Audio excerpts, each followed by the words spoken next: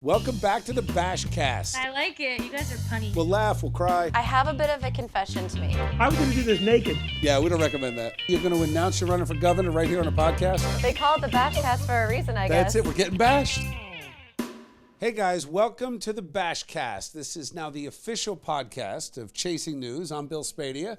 And I'm Ashley Hall. And you can watch us every weeknight on Chasing News, Fox 5 in New York, Fox 29 in Philly, and My 9 in North Jersey. So tell me about the Bashcast name. It's very creative. It's very creative. So the Bashcast is Bill plus Ash. The Bashcast. Mind blown. All right, I know you're distracted because we have a guest coming on. Right. Rob Shooter, who is Naughty Nice Rob. Gossip extraordinaire. He's a Hollywood gossip, what are we going to call him? Gossip I said gossip blogger? extraordinaire. Gossip extraordinaire. We'll ask him.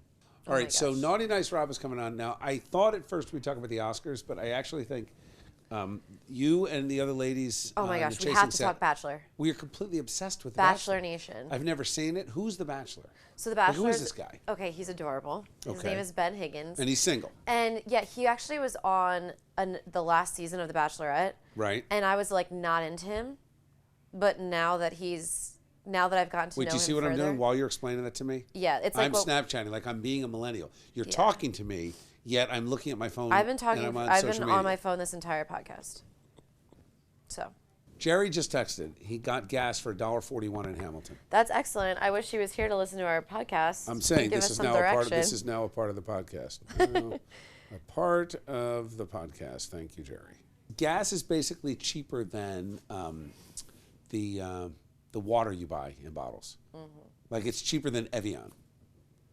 What would a gallon of Evian water cost? I don't know. I don't really pay attention to prices. That's why I'm in so much debt. There's the problem. Yeah. Okay. Let's do a financial responsibility class next. Why don't we do that? I really do need one. Because you've taught me about Snapchat and you've taught me about Instagram, and I'm pretty good. I'd like to think I've taught you a little bit about Twitter. I mean. Okay. But. Give me a little bit. Throw a little bone. Yeah. Back to the whole financial thing. Yeah. So, I'm trying to be more financially responsible because I'm going on a big trip to Australia. When are you leaving? June. So I'm trying to save. For the first time in my life, I'm trying to save. All right, so how are you saving? What are you doing differently? Let's talk about that. Literally nothing. All right. But Do you go to Starbucks? no. So what I've been Okay. doing is I've been using my gift card for my birthday at Dunkin' Donuts. It just ran out. Thank you, Dad. $75. Oh, thanks, Dad. Goes Nice. a long way to Yeah, Dunkin' but Donuts. you're done with that. But done with that, Yeah. so that's not going to help. Make coffee in here. Okay, but what I am doing Mm-hmm. is I took my first trip. I skipped Trader Joe's, which is already pretty cheap. Yeah, And Trader I did Joe's is pretty Aldi. good. Oh, I've heard of Aldi. You bring your own bags. You have to, Nice. so I'm like a soccer mom rolling in with like 20 Got disposable your bags. bags. What are you buying, though?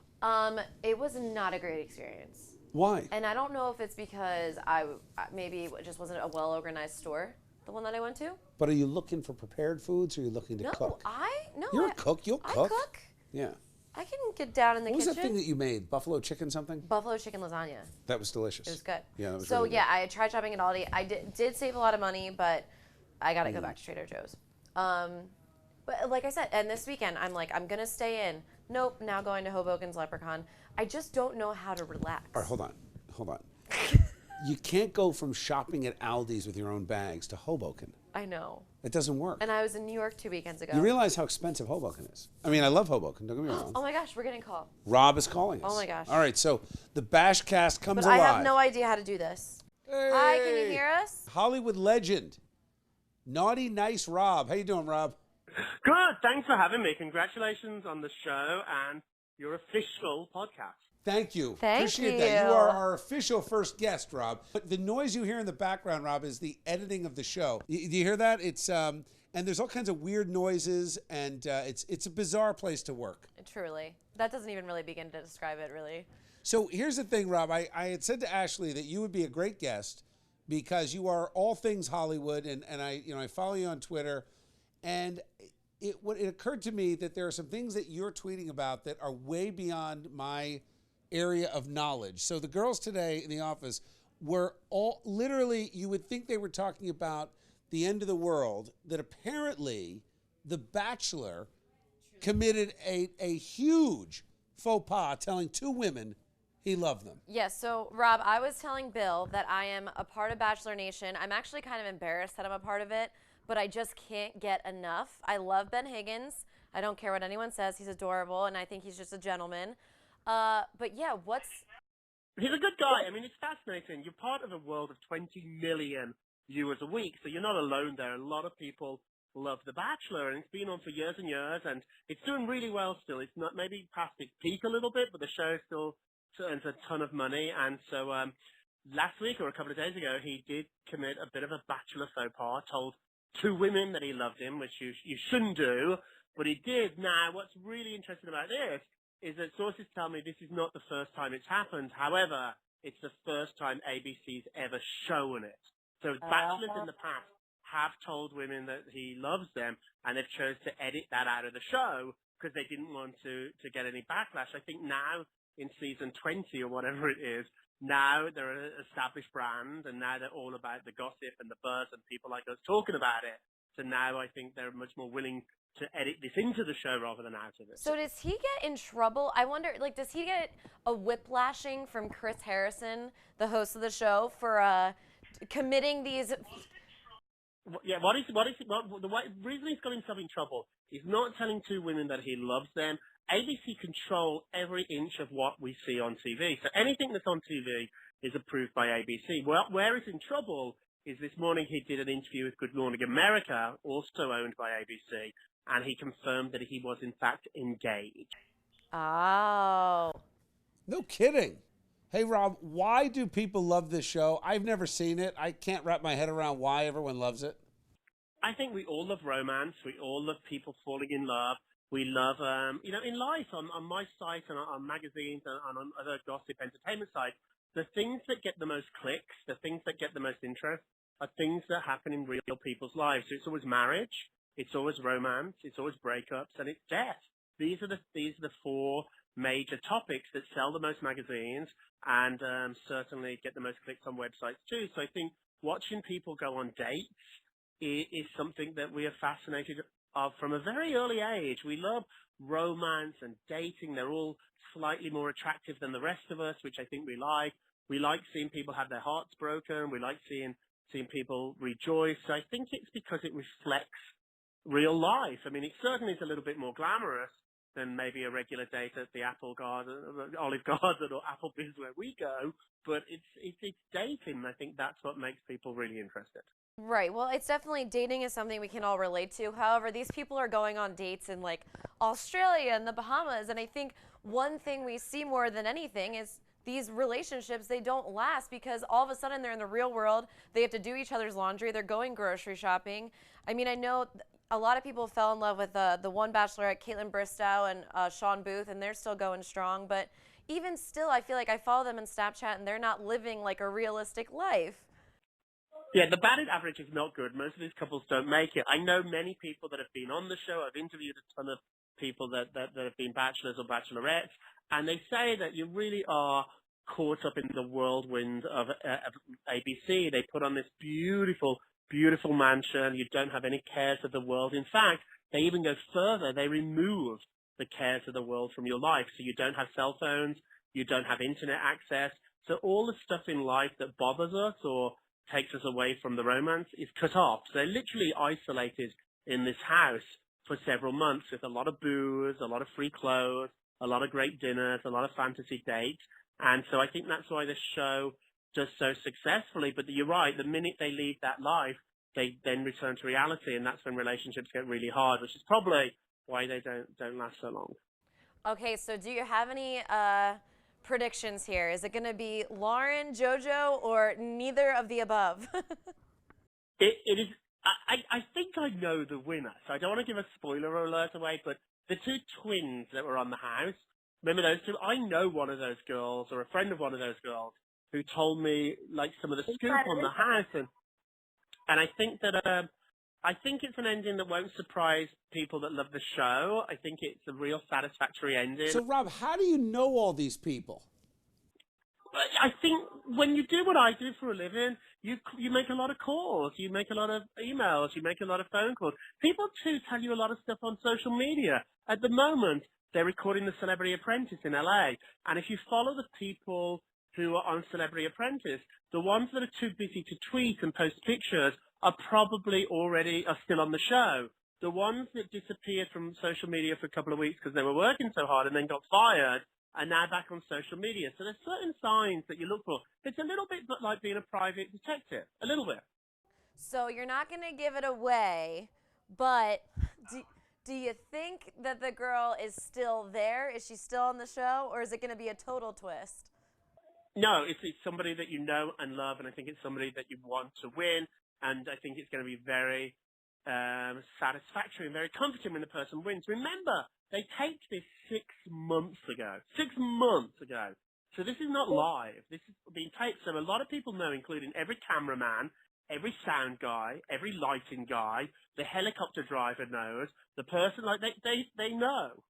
How does it not get out, Rob? Like, It do they does pay most that much years. money, or does it usually get out? Most years it gets out. Yeah, most of it gets out, but it would never get out officially because on the record, nobody would be willing to talk because they've all got signed contracts, including the cast. So if the Bachelor made a mistake and was out one night with a girl that he's been engaged to now for a couple of months, if they were out one night at a restaurant and we got a picture of them, he would be in a lot of trouble. So it's quite difficult. Like when you go home afterwards, do you tell your mom and dad, or do you tell your brother? Do you tell your family? They tell you not to. Okay, so moving off The Bachelor for a little bit, I feel like Bill looks exhausted. I'm tired even with this conversation, Rob. I'm so out of... Why don't you like it? Are you not romantic, Bill? Well, it's not about being romantic. I can't, like, there's such a limited amount of time in the day that I don't know. The show just doesn't interest me. You know what I will say, though? It's kind of weird the reasons I watch it. I like watching just the drama. To me, the show is like totally unrealistic, but I like the drama. It almost makes me feel better about myself. Like, I don't... See, Rob, working in both jobs, both radio and TV, I work with a bunch of millennials. I get as much drama as I can handle that any man should ever have to handle. But yeah, moving off The Bachelor, being a gossip extraordinaire, do you have like celebrity friends? Are they scared when you're around that you're going to write up something about them? Yeah, I'm really careful about it. Like, before I did this, I worked for J-Lo and Diddy and Bon Jovi for years. So I worked with celebrities for a lot of years. So I didn't just suddenly dump them all. So I know a few celebrities. I'm not that, you know, I think my job's better if I keep a distance. And it does affect me, like, when stuff comes across my desk, a lot of stuff on people I like, I ignore, and then it turns up on page 6, and I'm going to hang myself. But, so I just, yeah, I mean, I have a few celebrity friends. I don't go out my way to be friendly with them. I think you can do your job better if you're a little bit more neutral. There's a lot of people out there that love hanging out with stars. I find them a little bit boring, some of them. But I have a few celebrity friends, and the ones that I like get special attention and special favors. But I do tell them, if a story's happening and I don't write it, somebody else will. Like, just because I pass on something, it'll pop up on Perez, it'll pop up on TMZ. So often I tell them, it's better for me to break the story than anybody else, because when I break it, at least I'll give you a fair chance. Rob, it sounds like, though, I mean, just from looking at your blog and your site, that you don't play the gotcha gossiper like some of the bloggers, some of the shows. They're always looking for the negative. They're nasty, yeah. I think a lot of your stuff is not nasty at all. You're really easy to be really mean, and I find it a little bit boring. Like, I like to be like naughty. I like silly gossip. I like stuff that makes me laugh. But being just mean for the sake of being mean doesn't interest me. And my readers are kind of nice girls. I don't have mean girls. Like, my readers are smart. They're nice. They're well educated. They love gossip. They love celebrity scoop. But they treat it almost like cocktails or drinks. They don't like me doing a healthcare stories or stories about somebody and drugs, or they're good people. So I think you just carve your own path. So now when I can now go out from this conversation and talk to all my millennial friends and mentors in the studio. What's the hottest piece of gossip right now? So I'm going to feel like I'm in the know. What people are talking about is Kanye West's meltdown and how long he'll be married to Kim. That's what everybody. No, I can't say that. I'm out. So he's melting down publicly. He's on Twitter. Right. Ranting, He's totally raging. losing it. There's definitely trouble in that marriage. A lot of people have seen it. A lot of people are talking about it. The question is how bad is the trouble, and can the man? Was this over the album? Didn't he just release? Didn't he release something and he got wiped out? Right? Cost him millions. And it didn't do very well. And often, as in real life and in celebrity life, when things are not going well, that's when you see the trouble. It's not the first time either that Kanye has just gone off the freaking deep end. This guy is like, I feel like he's having a Twitter meltdown once a year.